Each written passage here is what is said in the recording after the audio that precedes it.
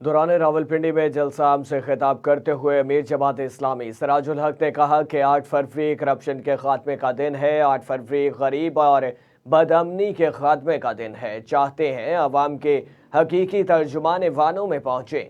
قوم کی جیبوں پر ڈاکہ ڈالا گیا، اب ان کی سیاست ختم ہونی چاہیے۔ پیپلز پارٹی اور مسلم لیگ نون 25 سال کی کارکردگی بتائیں۔ انہوں نے عوام کو غربت، مہنگائی اور کرپشن کا تحفہ دیا۔ نے 1965 میں ہمارا 5 سالہ منصوبہ نافذ کیا اور معاشی ٹائیگر بن گیا۔ کوریا نے ہمارا منصوبہ لیا اور ترقی کی۔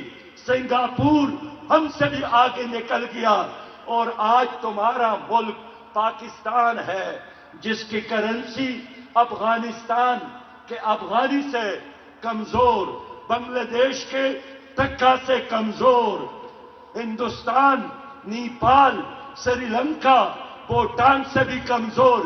یہ کس کی معاشی پالیسی ہے؟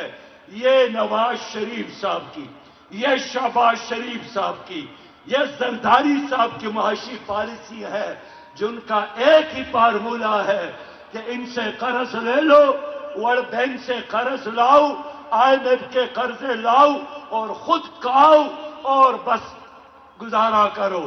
میرے پیارے بھائیوں، میں آج آپ لوگوں سے کہنا چاہتا ہوں کہ جماعت اسلامی سمجھتی ہے کہ پی پی اور مسلم لیگ کو ووٹ دے